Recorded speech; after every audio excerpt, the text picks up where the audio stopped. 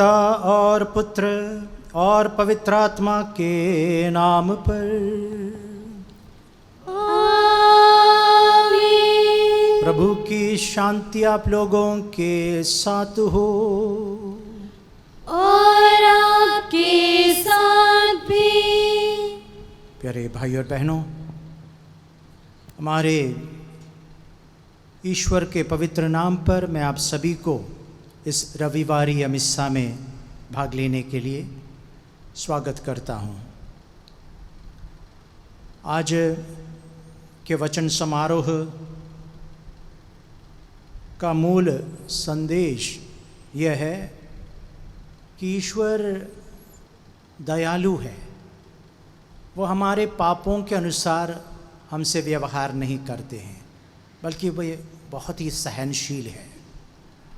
और इसलिए हमें भी अपने भाई बहनों के प्रति सहनशील बनना है और सहृदय बनना है।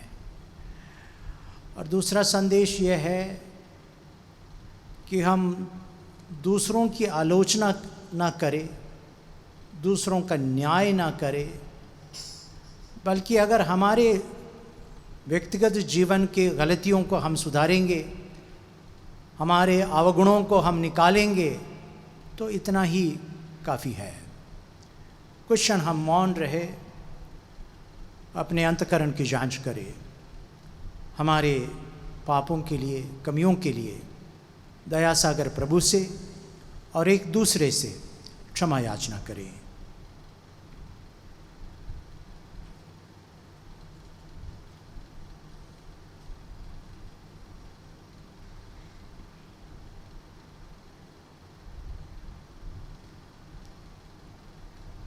हम सब मिलकर बोले, है भाइयों और बहनों, मैं सर्वशक्तिमान पिता ईश्वर और आप लोगों के सामने स्वीकार करती हूँ कि मैंने मन वचन कर्म से और अपना कर्तव्य पूरा न करने से बार बार पाप किया है। मैं अपना दोष स्वीकार करती हूँ। इसलिए मैं धन्य कुमारी मरियम से, सब स्वर्गदूतों, सब संतों और आप लोगों से, हे भाई और बहनों, विनती करती हूँ कि आप मेरे लिए प्रभु परमेश्वर से प्रार्थना करें। सर्वशक्तिमान ईश्वर हम लोगों पर दया करे और हमारे पाप क्षमा कर हमें अनंत जीवन प्रदान करे। आमीन।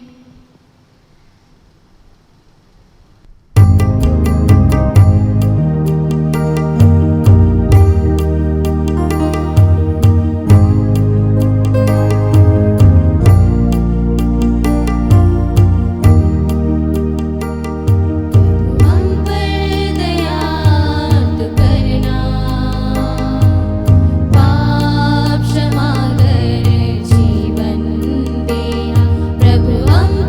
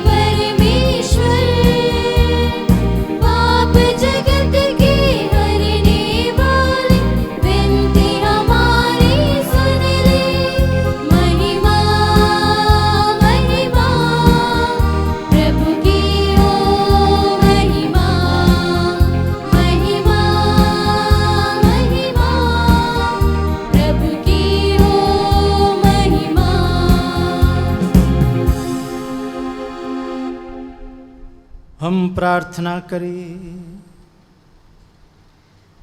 हे पावन पिता, हम तुझसे प्रार्थना करते हैं कि तेरे जीवन का दान हमारे अभ्यंतर में निरंतर विकसित होता रहे। हम पाप और मृत्यु से मुक्त होकर भरोसे और प्रेम में बढ़ते जाएं। तेरी कृपा से तब तक हम अपने प्रभु यीशु में जीवित, प्रार्थना में सजग और तेरी शिक्षा में विश्वस्त बने रहें, जब तक तेरी महिमा हम सब पर प्रकट न हो जाए। हम ये निवेदन करते हैं उन्हीं प्रभु हमारे प्रभु क्रिस्त के द्वारा।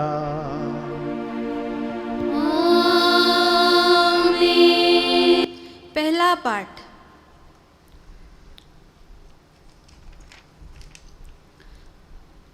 तुझे छोड़कर और कोई ईश्वर नहीं, तू ही समस्त सृष्टि का रक्षा करता है।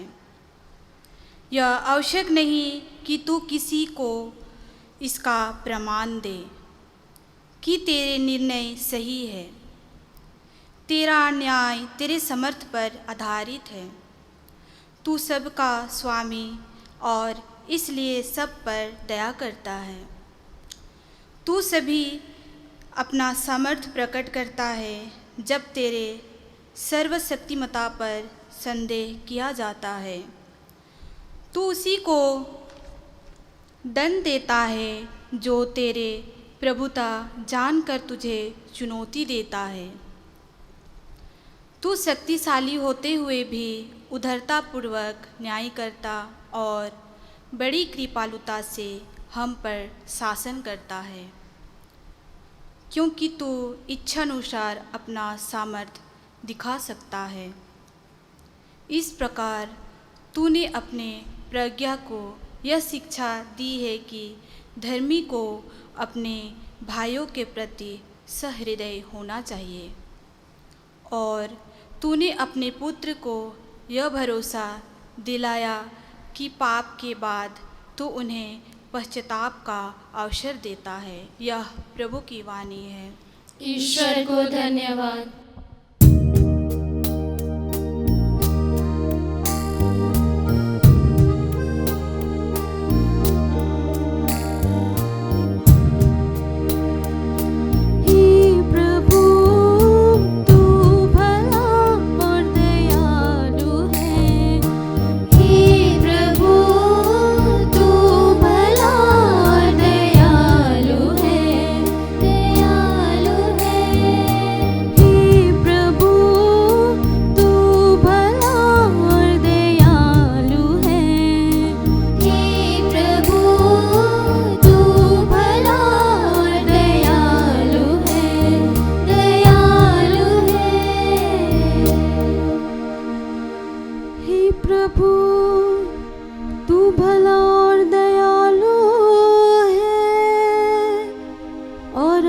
पुकारने वालों के लिए प्रेम है।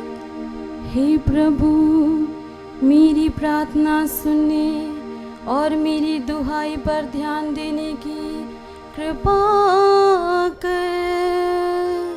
मेरी प्रार्थना सुनने और मेरी दुहाई पर ध्यान देने की कृपा कर। हे प्रभु, तू भला और दयालु है, दयालु है। हे प्रभु, तू भला और दयालु है, दयालु है। हे प्रभु, सभी राष्ट्र आकर तेरी आराधना करे और तेरे नाम की महिमा करे, क्योंकि तू महान है, तेरे कार्य अपूर्व है। तू ही ईश्वर है, सर्वोच्च ईश्वर है। हे प्रभु, तू भला और दयालु है, दयालु है।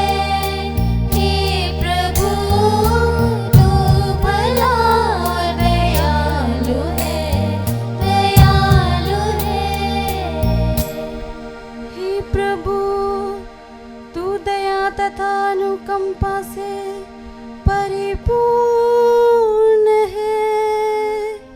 तू सहनशील, प्रेम में तथा सत्य प्रतिज्ञा है।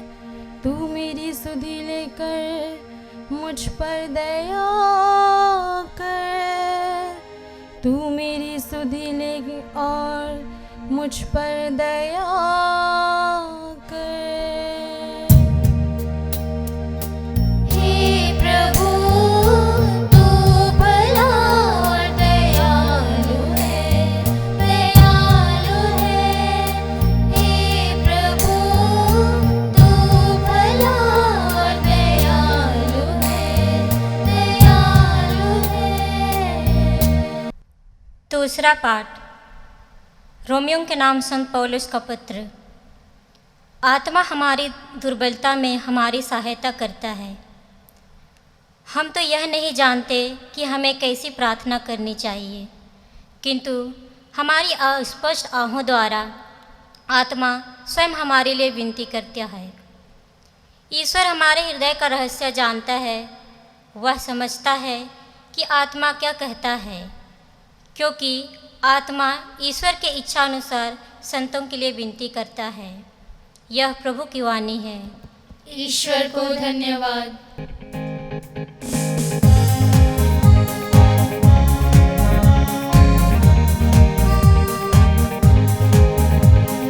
राज वचन का खुल जाए, प्रभु वाणी मन में आए। राज वचन का खुल जाए, प्रभु वाणी मन में आए। संग लाए नया जीवन, हालेलुया हालेलुया। मन हो जाए पावन, हालेलुया हालेलुया, हालेलुया हालेलुया।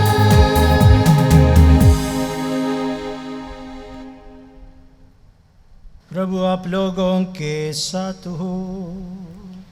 और आपके साथ भी। संत मत्ती के अनुसार पवित्र सुसमाचार। प्रभु की जय।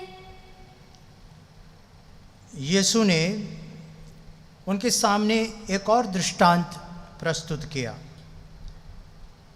स्वर्ग का राज्य उस मनुष्य के सदृश है जिसने अपने खेत में अच्छा बीज बोया था, परंतु जब लोग सो रहे थे तो उनका वैरी आया और गेहूं में जंगली बीज बोकर चला गया। जब अंकुर फूटा और बालें लगीं तब जंगली बीज भी दिखाई पड़ा। इस पर नौकरों ने आकर स्वामी से कहा, मालिक, क्या आपने अपने खेत में अच्छा बीज नहीं बोया था? उसमें जंगली बीज कहाँ से आ पड़ा? स्वामी ने उनसे कहा, यह किसी वैरी का काम है। तब नौकरों ने उससे पूछा, क्या आप चाहते हैं कि हम जाकर जंगली बीज बटोर लें? स्वामी ने उत्तर दिया, नहीं, कहीं ऐसा ना हो कि जंगली बीज बटोरते समय तुम गेहूं भी उखाड़ डालो। कटनी तक दोनों को साथ साथ बढ़ने दो। कटनी के समय मैं लुनने वालों से कहूँगा, पहले जंगली बीज बटोर लो और जलाने के लिए उन्हें गट्ठे बांधो। तब गेहूं को मेरे बखार में जमा करो। ये प्रभु का सुसमाचार है। क्रिस्त की जय।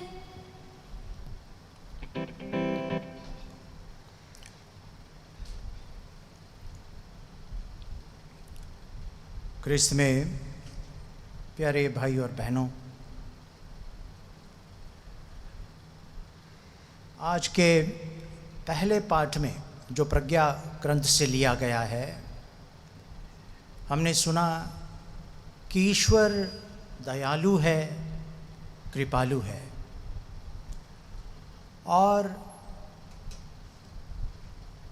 वो सिर्फ उन लोगों को दंड देता है जो उनके बारे में जानने के बावजूद या सच्चा रास्ता जानने के बावजूद गलत रास्ता अपनाता है। और प्रभु अपना सामर्थ्य यूं ही प्रकट नहीं करते हैं, ज़रूरत पड़ने पर वो दयाशील है, सहनशील है, इसलिए अक्सर वो क्षमा करता है।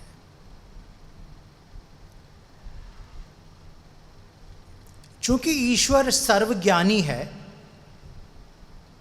प्रेम और दया से परिपूरित है, ईश्वर का न्याय या उनका निर्णय न्याय संगत होता है, सही होता है।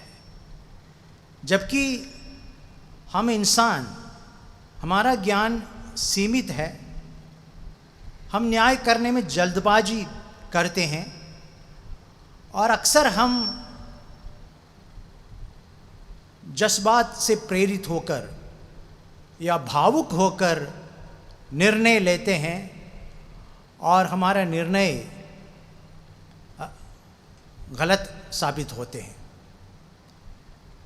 हम अपने जीवन में देखें कितने ऐसे लोग हैं जिनके बारे में हमने कहा या जिनके ऊपर हमने एक लेबल लगा दी, ये कभी सुधरेगा नहीं, या ये आदमी, ये लड़का, ये लड़की बेकार है, नालायक है। लेकिन बाद में हमको पता चलता है हमारा निर्णय, हमारा वो लेबल गलत था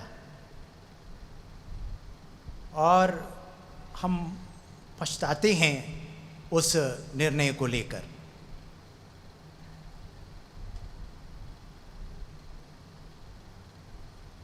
लोगों के मन में कभी ये सवाल आता है, अक्सर हम भी पूछते हैं, ईश्वर बुरे लोगों को क्यों रहने देता है, उनका संहार क्यों नहीं करते हैं?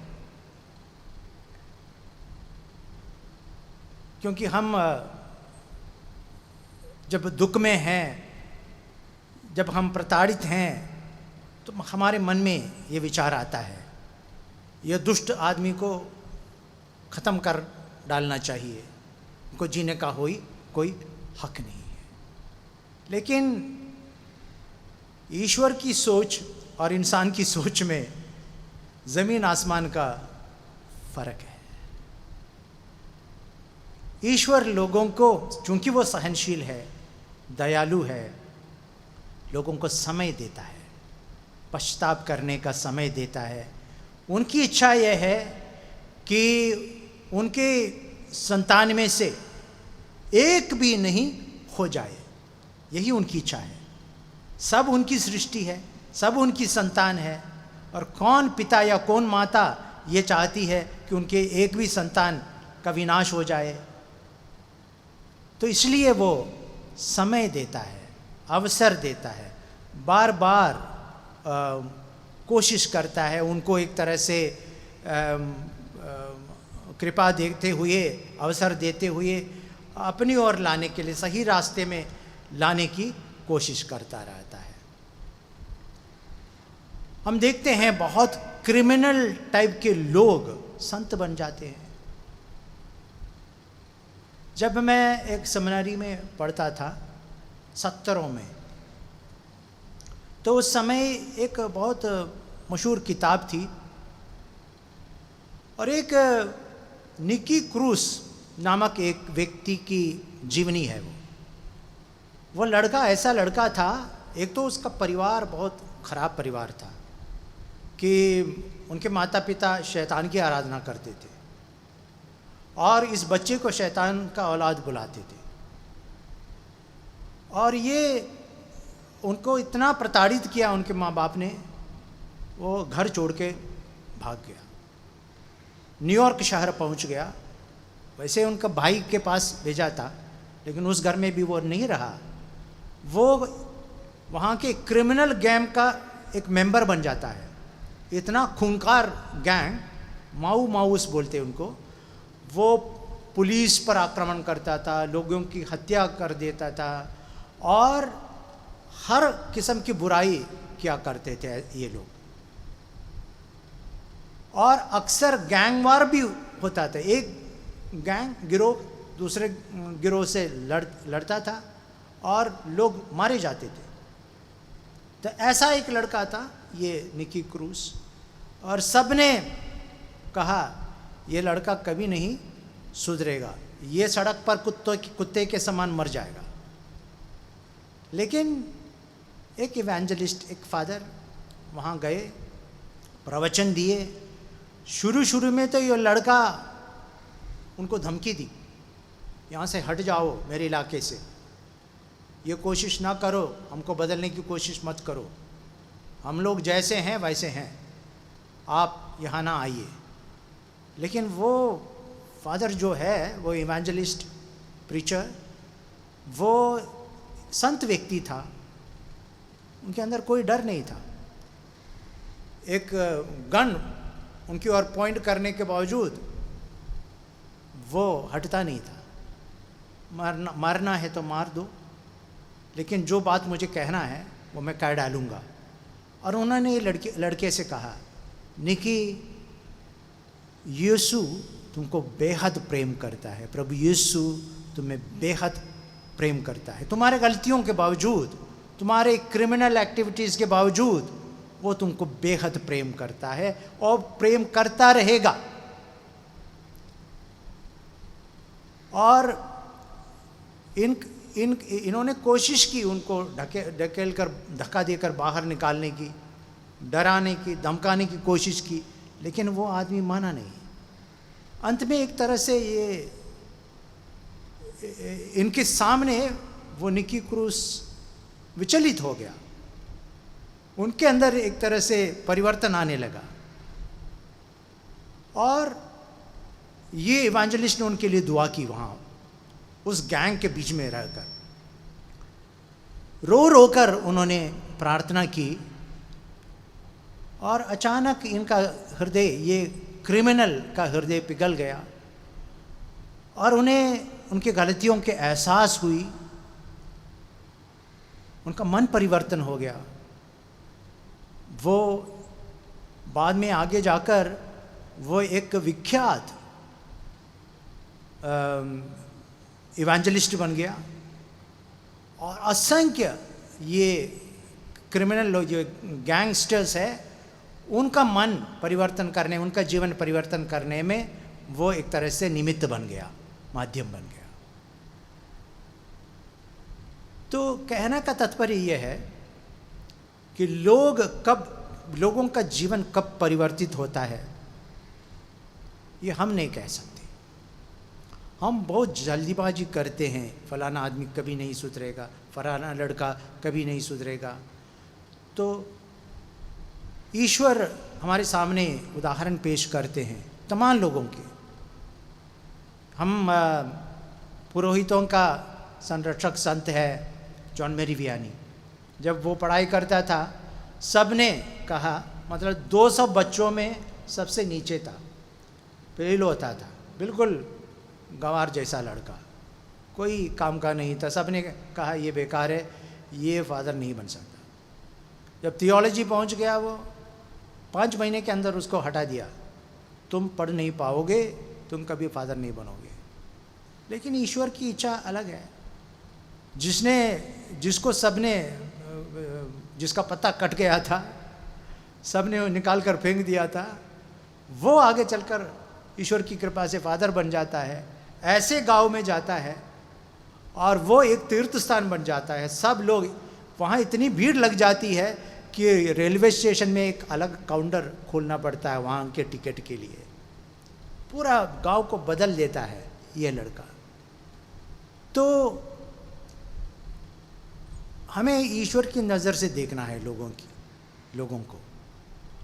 कोई भी इतना बुरा नहीं है कि उसमें कोई भी अच्छाई ना हो, और कोई भी इतना, हमें से कोई भी इतना 100% अच्छा नहीं है। हम में भी बुराई है, हम सब मिले जुले हैं, कुछ अच्छाई है कुछ बुराई है। हम अक्सर दूसरों की आलोचना करते हैं। मैं समझता हूँ हमें लोगों को समय देना चाहिए, उनका जीवन बदलने के लिए समय देना चाहिए, और हमें प्रार्थना करना चाहिए। अक्सर घरों में, परिवारों में अगर हाँ एक लड़का पथभ्रष्ट है या एक लड़की पथभ्रष्ट है, हमारा कर्तव्य बनता है हम सब मिलकर उनके लिए प्रार्थना करें। प्रार्थना करने से बहुत बदलाव आ जाता है, कृपा उनको मिल जाती है। और हमारा कर्तव्य बनता है, हम जो दूसरों की आलोचना करने में जल्दबाजी करते हैं, तो हम अपने अंतःकरण की जांच करें प्रतिदिन, हमारे अवगुणों को निकालें, दूसरों की आलोचना ना करें, उनका न्याय ना करें, बल्कि खुद का जीवन, अपना जीवन बदलने की कोशिश करें। आज प्रभु हमें यही संदेश देता है, कभी भी दुख हो, परेशानी हो, प्रभु पर विश्वास रखो। ईश्वर, उनका सामर्थ्य है, सब ठीक करेगा अपने समय पर। और हमें ये भी याद रखना है कि आज के जो दृष्टांत का ये भी अर्थ है कि ऐसा नहीं है कि हम बुराई करते जाए कोई परिणाम नहीं होगा, ऐसा नहीं है। कि समय जरूर अवसर प्रभु देते हैं मन परिवर्तन के, लेकिन जानबूझकर अगर कोई अपना दिल बंद कर देता है और बुराई को चुन लेते हैं बार बार, तो और ईश्वर के लिए अपने हृदय का दरवाज़ा नहीं खोलता है, ऐसा व्यक्ति को बचाना ईश्वर के लिए मुश्किल होगा, क्योंकि आप ईश्वर का दान स्वीकार नहीं कर रहे हैं, आप हृदय बंद कर रहे हैं। तो ये खतरनाक है। ऐसे लोगों की स्थिति उस जंगली घास के समान होगा जो आग में झोंका जाता है और जल जाता है। जबकि अगर हमारे अंदर इच्छा है, एक अच्छा जीवन बिताने की इच्छा है, लेकिन कमजोरियां हैं, तो अगर प्रार्थना करेंगे, ईश्वर पर भरोसा रखेंगे, कोशिश करेंगे, तो हम ईश्वर के कृपा पात्र बन सकते हैं। आज हम एक और बार ये निर्णय लेंगे कि हम दूसरों की आलोचना नहीं करेंगे, दूसरों का न्याय नहीं करेंगे। न्याय हम ईश्वर को छोड़ देंगे, उस पर छोड़ देंगे। दूसरों का न्याय करना ईश्वर का काम है, वो सब जानता है और अपने समय पर वो दूसरों का न्याय करेगा। लेकिन हम यही कृपा मांगेंगे कि अपने जीवन सुधारने की, अपने अवगुणों को जड़ से उखाड़ कर फेंकने की कृपा हम ईश्वर से मांगेंगे। आइए हम सब खड़े होकर अपने विश्वास की घोषणा करें। मैं स्वर्ग और पृथ्वी के सृष्टिकर्ता सर्वशक्तिमान पिता ईश्वर में विश्वास करते हैं और इसके इकलौते पुत्र हमारे प्रभु यीशु क्रिस्त में हम विश्वास करते हैं, जो पवित्र आत्मा के द्वारा गर्भ में आए और हमारी मरियम से जन्मे। उन्होंने पोंतियुस पिलातुस के शासन काल में दुख भोगा, वह क्रूस पर चढ़ाए गए, मर गए, दफनाए गए और अधोलोक में उतरे। वह तीसरे दिन मृतकों में से जी उठे, स्वर्ग गए, सर्वशक्तिमान पिता ईश्वर के दाहिने विराजमान है और वहां से जीवित और मृतकों का न्याय करने आएंगे। हम पवित्र आत्मा, पवित्र कैथोलिक कलीसिया, धर्मियों की सहभागिता, पापों की क्षमा, शरीर के पुनरुत्थान और अनंत जीवन में विश्वास करते हैं। आमीन। प्यारे भाई बहनों, ये बहुत ही शुभ मुहूर्त है। ईश्वर हमारे बहुत करीब हैं। पूर्ण विश्वास के साथ हम देश के लिए, कलीसिया के लिए, ज़रूरतमंदों के लिए, अपने लिए प्रभु से करबद्ध निवेदन करें और कहे, हे पिता हमारी प्रार्थना सुन। हे पिता हमारी प्रार्थना सुन। हमारे सन्पिता सभी धर्माध्यक्ष, पुरोहितगण एवं धर्म संगी मिशन कार्य के द्वारा ईश्वर के राज्य को दूर दूर तक फैला सके। इसके लिए हम पिता ईश्वर से प्रार्थना करते हैं। हे पिता, हमारी प्रार्थना सुन। साहित्य मनुष्यों के मन के से बुरे विचार को दूर करे, ताकि मसीह के वचन के प्रकाश से सबका मन प्रकाशित हो सके। इसके लिए हम पिता ईश्वर से प्रार्थना करते हैं। हे पिता, हमारी प्रार्थना सुन। हमारे परिवार तथा पल्ली के सभी वृद्ध व्यक्तियों और रोगियों के लिए प्रार्थना करें, ताकि दुख दर्द और पीड़ा के लक्षणों में उनकी अच्छी देखभाल हो सके। इसके लिए हम पिता ईश्वर से प्रार्थना करते हैं। हे पिता, हमारी प्रार्थना सुन। इस पवित्र यूक्रिस्ट समारोह में उपस्थित हम सभी विश्वासियों के लिए प्रार्थना करते हैं कि ईश्वर हमारी रक्षा करे, हम सबको प्यार करे और हमारा लालन पालन करे। इसके लिए हम पिता ईश्वर से प्रार्थना करते हैं। हे पिता, हमारी प्रार्थना सुन। हे ईश्वर, हमारी शरण, हमारे बल और दया के स्रोत, अपनी कलीसिया की दीन प्रार्थनाएं सुन। हमें ये कृपाएं प्रदान कर जिनको हम विश्वास के साथ तुझसे मांग रहे हैं, हमारे प्रभु ख्रिस्त के द्वारा। आमीन।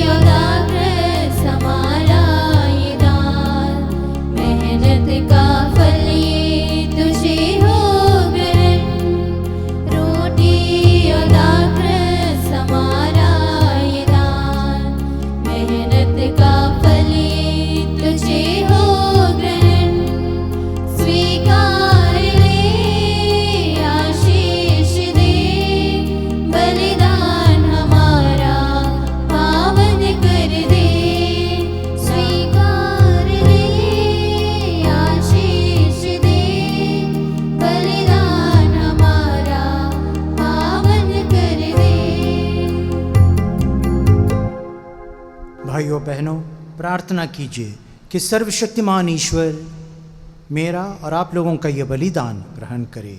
प्रभु के नाम की स्तुति तथा महिमा के लिए और हमारे तथा अपने समस्त पवित्र कलीसिया के लाभ के लिए आपके हाथों से यह बलिदान ग्रहण करें।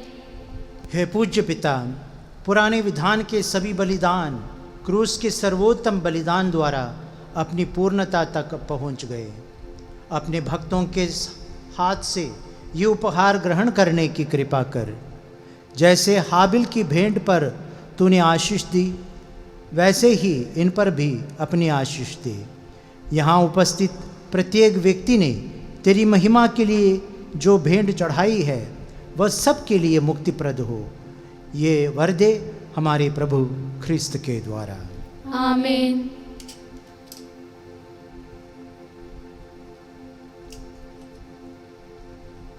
प्रभु आप लोगों के साथ हो और आपके साथ भी। प्रभु में मन लगाइए। हम प्रभु में मन लगाए हुए हम हैं। अपने प्रभु ईश्वर को धन्यवाद दें। यह उचित और आवश्यक है। हे पूज्य पिता, यह परम उचित है, हमारा कर्तव्य तथा कल्याण है कि हम सदा और सर्वत्र अपने प्रभु ख्रिस्त के द्वारा तुझे धन्यवाद दें। इन्होंने मानव जन्म लेकर पापी मानव का नव निर्माण किया, अपने दुख भोग से हमारे पाप मिटा दिए, अपने पुनरुत्थान से हमें अनंत जीवन में प्रवेश करने की कृपा दी और अपने स्वर्गारोहण से हमारे लिए स्वर्ग के द्वार खोल दिए। इसलिए हम समस्त दूतगण से मिलकर तेरी स्तुति करते हुए निरंतर एक स्वर से गाते हैं।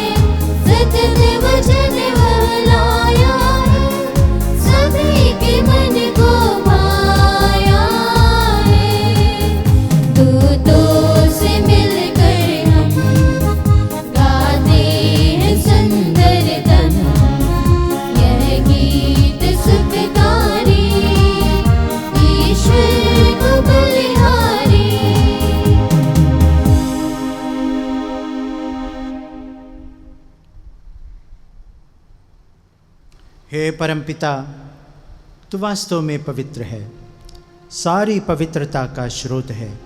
हम तुझसे निवेदन करते हैं, तू ये उपहार अपने आत्मा के संस्पर्श से पवित्र कर दे कि यह हमारे प्रभु यीशु ख्रिस्त का शरीर तथा रक्त बन जाए।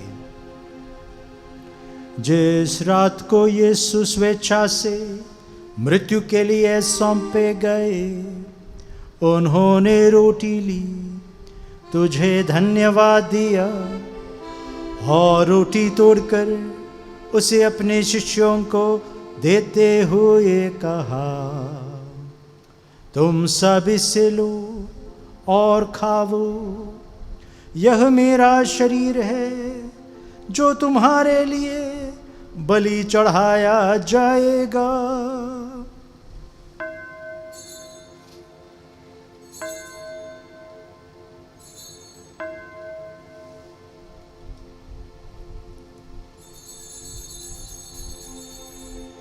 इसी भांति भोजन के बाद उन्होंने कटोरा लिया, तुझे धन्यवाद दिया और उसे अपने शिष्यों को देते हुए कहा, तुम सब इससे लो और पियो, यह मेरे रक्त का कटोरा है, नवीन और अनंत व्यवस्थान का रक्त, जो तुम्हारे और बहुतों के पापों की क्षमा के लिए बहाया जाएगा। तुम मेरी स्मृति में यह किया करो।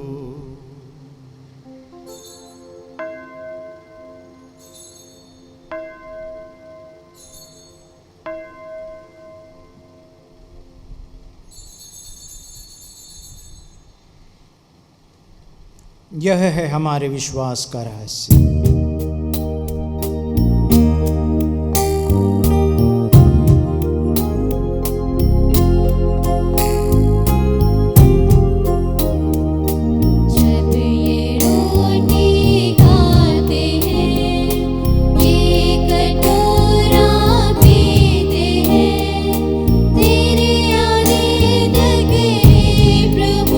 तेरी मृत्यु की घोषणा हम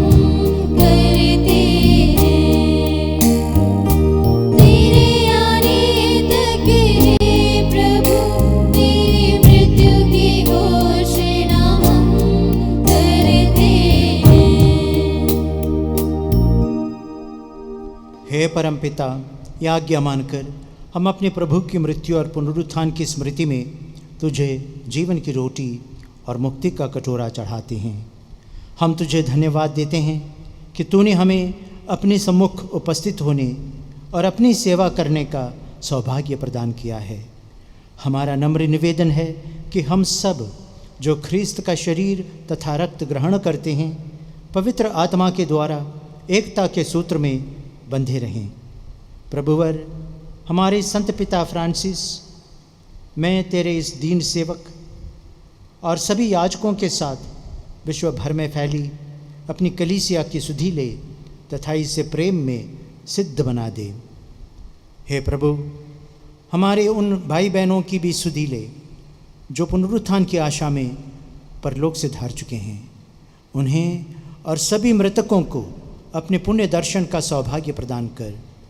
हम सब पर दया दृष्टि डाल कि हम भी अनंत जीवन के सहभागी बने और ईश्वर की माता धनिक कुंवारी मरियम, प्रेरितगण और सब संतों के साथ जो युग युग में तेरे विश्वस्त सेवक सेविकाएं बने रहे, तेरा स्तुति गान कर सकें तेरे पुत्र यीशु ख्रीस्त के द्वारा।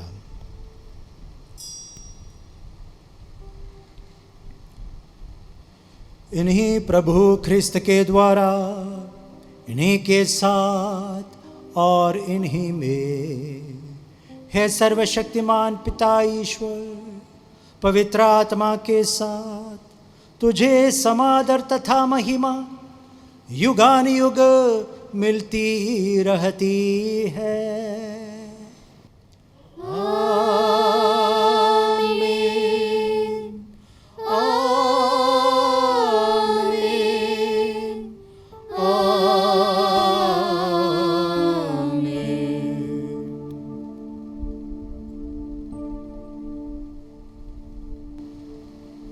आइए हम सब मिलकर ईश्वरीय राज के आगमन के लिए प्रार्थना करें, जैसे प्रभु यीशु मसीह ने हमें सिखाया है।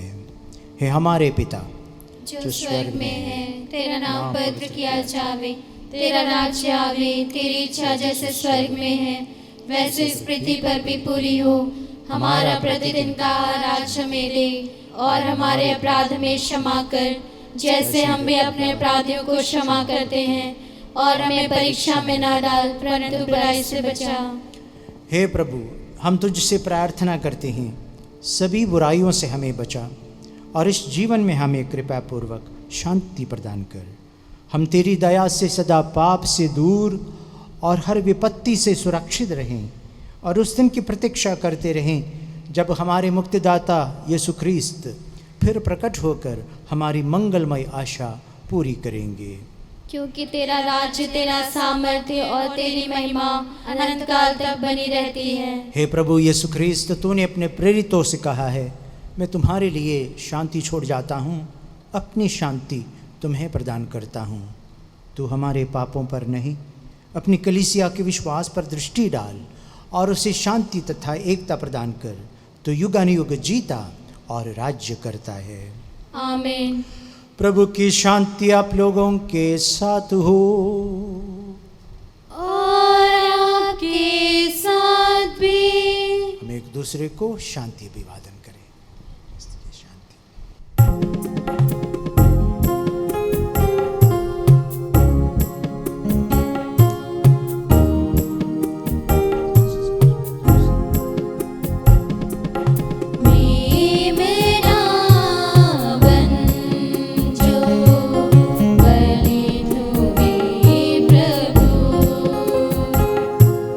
जग के सारे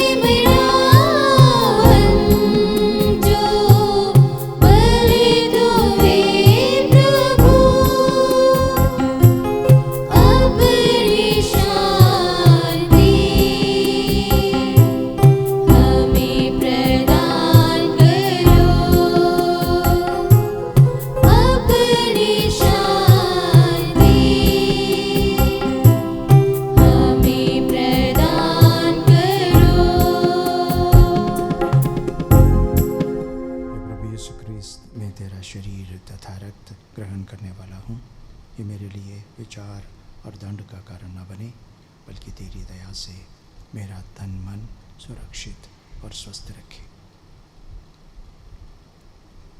देखिए, प्रभु यीशु ख्रिस्त ईश्वर का मेमना जो संसार के पाप हर लेता है। धन्य है वे जो प्रभु के भोज में बुलाए जाते हैं। हे प्रभु, मैं इस योग्य नहीं हूँ कि आप मेरे यहाँ आए, किंतु एक शब्द कह दीजिए और मेरी आत्मा चंगी हो जाएगी। प्रभु यीशु मसीह का शरीर और रक्त अनंत जीवन के लिए हमारी रक्षा करता रहे। आमीन।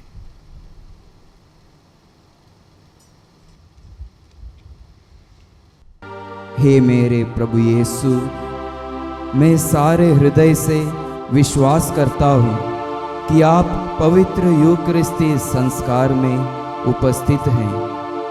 हे प्रभु, मैं सभी चीज़ों से बढ़कर तुझे प्रेम करता हूँ और मेरी यही अभिलाषा है कि आप मेरे आत्मा में आकर बस जाएं, क्योंकि हे प्रभु, मैं तुझे आज ग्रहण करने में असमर्थ हूँ। हे प्रभु, आध्यात्मिक रूप से आकर मेरे हृदय में समा जाइए। हे यीशु, मैं आज तुझ में एक होना चाहता हूँ और तुझ में समा जाना चाहता हूँ। हे प्रभु, यह कभी ना होने पाए कि मैं तुमसे कभी अलग हो जाऊँ। आमीन।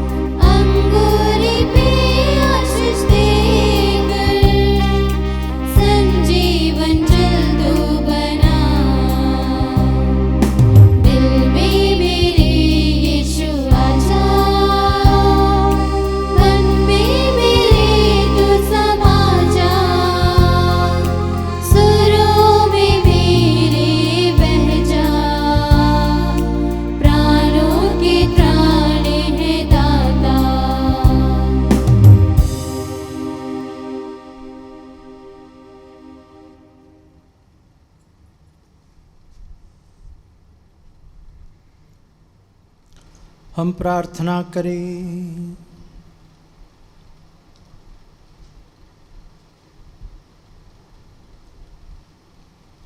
हे ईश्वर, तूने हमें पावन संस्कारों से अनुप्राणित किया है। हम पुरानी दास्ता से मुक्त होकर नए जीवन में प्रवेश करें और तू हमारे बीच निरंतर रहने की कृपा कर। ये हमारी दीन प्रार्थना है हमारे प्रभु ख्रिस्त के द्वारा। आमीन। प्रभु आप लोगों के साथ हो और आपके साथ भी। आशीर्वाद तुम्हें प्रदान करे। सर्वशक्तिमान पिता और पुत्र और पावन आत्मा।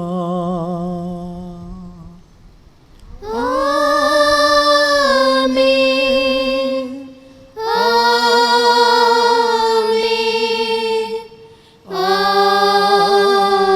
आमीन। आप लोग विदा लें। प्रभु के प्रेम और शांति में जीवन बिताए। ईश्वर को धन्यवाद।